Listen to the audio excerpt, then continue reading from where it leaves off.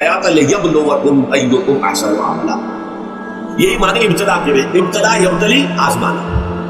ابلا یبلی جو آتا ہے باب افعال سے، اس میں آتا ہے کسی کو کسی تکلیف میں ڈال کر اس کو نکھارنا، کہ اس کا جوہر نکھر جائے، اس کے اندر جو خیر ہے وہ اور چمک جائے، لوگوں کو بھی معلوم ہو جائے کہ یہ شخص اس مقام کا ہے، اس کے اندر یہ صلاحیت ہے، اس میں یہ قوت موجود ہے. تو یہ گویا کہ اہل ایمان کی صلاحیتوں کو نکھارنے کے لیے اور ان کے درجات کی ترقی کے لیے بھی اللہ تعالیٰ دنیا کے اندر یہ مصیبتیں اور امتحانات جو ہیں آزمائش کے حوالے سے افراد پر بھی اجتماعی طور پر ملا.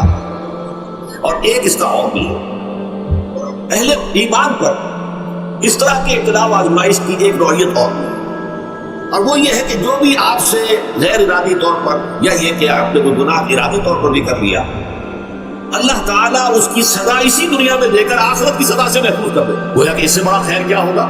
یہاں کی سزا کیا ہے؟ جھیل لی آپ نے، بخار آ گیا، ٹانگ ٹوٹ گئی، چلیے 3 مہینے آپ بستر پر پڑے رہنا، اور کیا ہوا نہیں. لیکن یہ کیا آخرت کی سزا ملتی؟ بہت عظیم. لہذا کفارہ بناتا ہے اللہ تعالیٰ، جو بھی گناہ ہو گئے، غلطیاں ہو گئی ہیں، ان کا کفارہ ادا کرا بندہ مومن کے لیے. حضور کی ایک حدیث ہے، اس کا مطلب مجھے اس وقت یاد نہیں ہے، کہ مومن کا معاملہ عجیب ہے، اسے کوئی تکلیف پہنچتی ہے صبر کرتا ہے، اس کے گناہوں کا کفارہ بن جاتا ہے، اور اگر کوئی خوبی ملتی ہے تو اللہ تعالیٰ کا شکر ادا کرتا ہے، اس کے درجات بلند ہوگا. تو یہ معاملہ جو ہے اللہ تعالیٰ کی طرف سے بندہ مومن کے حق میں خیر، کہ در حقیقت اس کے ان گناہوں کی پاداش کہ جو اس نے یہاں کر لی ہے، یہی دنیا میں دے کر دھو دیا جائے، پاک کر دیا جائے. جیسے آپ کو معلوم ہے دھوبی جو ہے کپڑے کو بھٹی میں چڑھاتا ہے، گرم پانی میں ڈالتا ہے کتنا تاکہ اس کا میل نکلے، اس کے آگے پٹکتا بھی ہے ذرا اس کو تاکہ وہ میل اچھی طرح چھٹ جائے اس سے. اسی طرح اگر دنیا میں ہمارے میل چھٹ جائیں، دنیا میں اگر ہمارے گناہ دھل جائیں، تو یہ بڑے نفع کا سودا ہے، بڑے نفع کا سودا ہے، بڑے نفع کا سودا ہے. اس اعتبار سے آپ غور کیجئے کہ اگر یہ حقائق ہمارے سامنے رہے تو کیا کوئی تکلیف دنیا کی ہمیں بھاری محسوس ہوگی؟ ہمیں تو بتایا یہ گیا ہے کہ عسیٰ ان تکرہوا شیئا وہو خیر لکم وعسیٰ ان تحبوا شیئا وہو شر لکم واللہ یعلم وانتم لا تعلمون. ہو سکتا ہے کہ تم کسی چیز کو ناپسند کرو، ذرا آنے کی اسی میں تمہارے لیے خیر ہے، تمہیں نہیں پتا، اور ہو سکتا ہے تم کسی چیز کو پسند کرو، ذرا آنے کی اس میں تمہارا شر ہے لیکن تمہیں نہیں معلوم. اللہ یعلم وانتم لا تعلمون، اللہ جانتا ہے تم نہیں جانتے. اس حوالے سے سبردم بتم آیا خیشہ خدانی حساب کرو پیشہ. اے اللہ، اس کو کہتے ہیں تفویض. یہ سورہ تغابن کے 10ویں تمام مضامین تفصیل سے کہ ایمان کے جو باطنی ثمرات ہیں اس میں سب سے پہلے مقام میں رہا ہے کہ تفویض، توکل ہے. آپ محنت کر رہے ہیں، محنت کر رہے ہیں، محنت کر رہے ہیں، نتیجہ نہیں نکلا. ایک نتیجہ یہ نکلے، ایک بچے نے بہت محنت کی، دن رات کام کیا، فیل ہو گیا، اب صدمے سے کمر ٹوٹ سکتی ہے، لیکن نہیں. ہو سکتا ہے کہ اللہ تعالیٰ نے اسی میں میرے لیے خیر ہے، اس لیے کہ ہماری محنت سے کچھ نہیں ہوگا، ہمارے مادی وسائل سے کچھ نہیں ہوگا، ہوگا اللہ کے عزم سے، اللہ کی مرضی سے، اللہ کی مشیت سے. یہ ہمارے لیے خاص طور پر اس اعتبار سے بہت اہم نکتہ ہے. ہم سب راہ حق کے مسافر ہیں، اپنے اپنے بس پڑتے محنت کر رہے ہیں، وقت بھی صرف کر رہے ہیں، مال بھی صرف کر رہے ہیں، محنت کر رہے ہیں، مشقت کر رہے ہیں. لیکن فرض کیجیے جیسا کہ ہے، پھر واقع فرض کیا کیجیے، وہ تو واقع سامنے کی بات ہے، نتائج نکلتے نظر نہیں آ رہے، قدم نہیں بڑھ رہے، ہماری طرف لوگوں کا رجوع عام نہیں ہے. ٹھیک ہے، اس پر قطعاً بدل ہونے کی بات ہے، یہ اللہ تعالیٰ کی مشیت میں ہوگا، جب وہ چاہے گا تب ہوگا. ہمارا کام یہ کہ اپنا فرض ادا کیجیے بس، اور نتیجے سے بالکل ذہن کو اپنے منقطع کر لیں، ذہن کا کوئی تعلق آپ کے نتیجے کے ساتھ نہیں. یہ جب تک کیفیت ہماری نہیں ہوگی، ہم اس راہ پر استقامت اور مدام اس پر محنت اور جدوجہد کرنا جو ہے وہ ہماری ممکن نہیں رہے.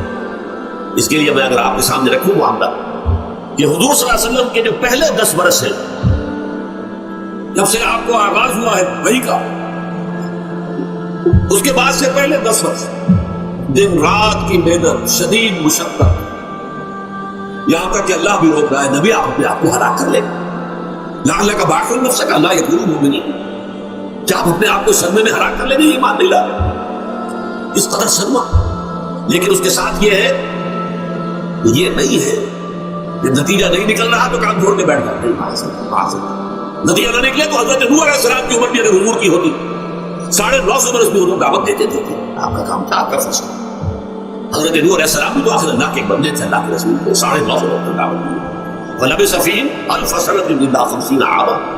یہ تو ہم مانتے ہی نا، اگر قرآن کے اندر نص قطعی صریح الفاظ نہ ہوتے کہ 950 برس تک، ورنہ یہ بات سمجھ سے باہر ہے. عام طور پر معلوم ہوتا ہے کہ اس دور میں ابھی عمر زیادہ تھی. بہرحال جو میں نے عرض کیا تھا کہ دکھ جس سے انسان متاثر ہوتا ہے اس کی ایک قسم وہ ہے کہ جو ہمارے ارادہ اور اختیار سے باہر اللہ کی مشیت سے، اللہ کے اذن سے، اللہ کی مرضی سے آتا ہے، اس کے لیے ہمارا کام صرف برداشت ہے۔ جو شے بھی ہمیں برداشت کی صلاحیت عطا کر دے وہی اس کا علاج ہے۔ جیسے آپ کو معلوم ہے کہ بخار بہت تیز چڑھا ہوا ہے، اس کی دوا نہیں ہے اسپرین یا کوئی اور پیراسیٹامول بخار کی شدت کو کم، وہ کوئی علاج نہیں ہے۔ علاج تو ہوگا کہ معلوم ہوگی کون سی جراثیم ہے، کس کی وجہ سے ہے، اس کا صحیح اینٹی بایوٹک کون سا ہے، وہ علاج ہے، یہ علاج نہیں ہے۔ لیکن اس کی شدت کی کمی اور اس کے اندر جو احساس ہے جھیل جانے کا، وہ انسان کے لیے آسان ہوگا۔ یہی مضمون آیا ہے سورہ حدید میں بھی، ما اصاب من مصیبت فی الارض ولا فی انفسکم، یہاں کھول دیا اس کو۔ میں نے عرض کیا تھا نا کہ یہ آفت سماوی بڑے پیمانے پر بھی ہو سکتے ہیں، زمین میں یعنی زلزلہ آ گیا، فلڈ آ گیا، طوفان آ گیا، ولا فی انفسکم، خاص تمہاری جان میں، تمہیں بخار ہو گیا، تمہیں ٹی بی لگ گئی، تمہیں کوئی اور بیماری آ گئی، تمہیں کینسر ہو گیا، ہوتا آخر ہوتا دنیا میں انسانی زندگی کے ساتھ یہ ساری چیزیں لگی ہوئی ہیں۔ لیکن یہ چیز ہے ما اصاب من مصیبت فی الارض ولا فی انفسکم، نہیں پڑتی تم پر کوئی پڑنے والی کوئی مصیبت، کوئی تکلیف، نہ پوری زمین میں بڑے پیمانے پر، نہ تمہاری جانوں میں انفرادی سطح پر، الا فی کتاب من قبل ان نبرأها، مگر یہ کہ وہ تو ایک کتاب میں، کتاب اللہ کے علم کی کتاب، ام الکتاب، اس میں پہلے سے درج موجود ہے۔ یہ الرٹ اپ نہیں ہو گیا، یہ اچانک نہیں ہو گیا۔ آپ اچانک سمجھتے ہیں کہ اچھا میں تو جا رہا تھا، اچانک ٹرک نے آ کے مجھے دھکا مار دیا۔ اچانک خوش ہے یا نہیں؟ اس کائنات میں پتہ تک نہیں ہلتا جب تک اس درم نہ ہو، اچانک کا کیا فرق؟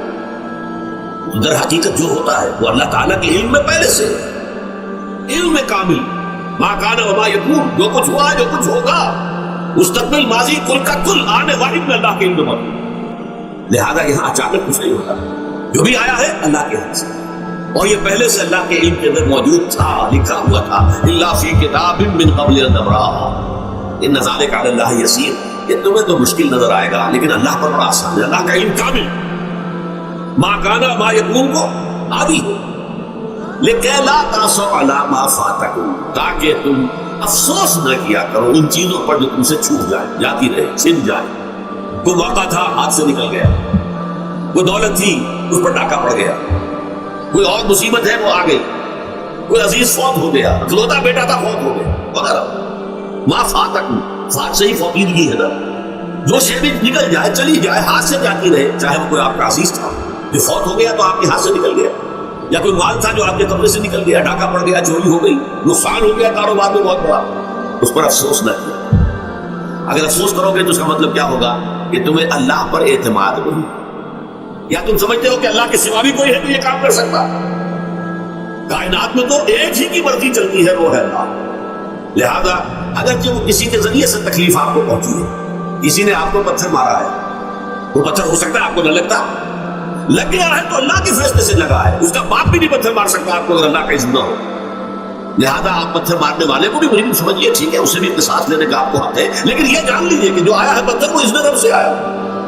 اب ظاہر بات ہے کہ اگر یہ کیفیت ہوگی تو غصہ اتنا نہیں ہوگا اس شخص پر کہ جس نے یہ کام کیا، بلکہ ہو سکتا ہے آدمی مسکرا کے رہ جائے، جیسے کہ وہ میں واقعہ سناتا رہا ہوں اپنے دروس کو کہ ایک درویش پر ساتھ بھی جا رہا تھا، جو رب کرے سو ہو، جو رب کرے سو ہو، جو رب کرے سو ہو، کسی شخص نے پتھر اٹھا کر دے مارا، اس کے سر پہ لگ گیا، اس نے پیچھے پڑھ کر دیکھا کس نے مارا، اس نے مجھے کیا دیکھتے ہو، جو رب کرے سو ہو، یہ تو رب کے مارے، اس نے کہا مجھے تو یہ پتھر رب کے مارے ہی لگا۔